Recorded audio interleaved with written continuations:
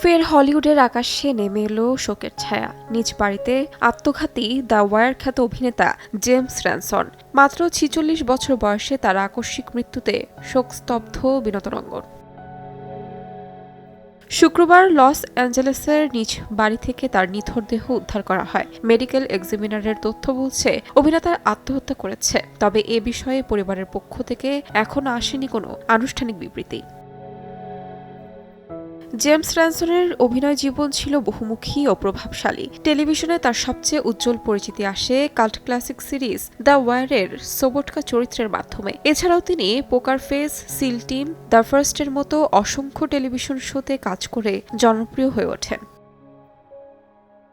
সিনেমাতেও র্যানসনের উপস্থিতি ছিল উল্লেখযোগ্য। ২০১৯ সালে মুক্তিপ্রাপ্ত ইট চ্যাপ্টার 2-তে তিনি প্রাপ্তবয়স্ক এডি ক্যাসব্রাক চরিত্রে অভিনয় করে দর্শক ও সমালোচকদের প্রশংসা কুড়ান। ছোট পর্দা থেকে বড় পর্দা সবখানেই তার অভিনয় ছিল অনবদ্য। জীবনের আলো নিভে গেলেও জেমস র্যানসনের রেখে যাওয়া চরিত্রগুলো দর্শক মনে বেঁচে থাকবে চিরদিন। তার প্রয়াণে বিনোদন জগৎ হারালো এক সংবেদনশীল ও প্রতিভাবান শিল্পীকে। তাহমিনা তন্নি, সময় সংবাদ।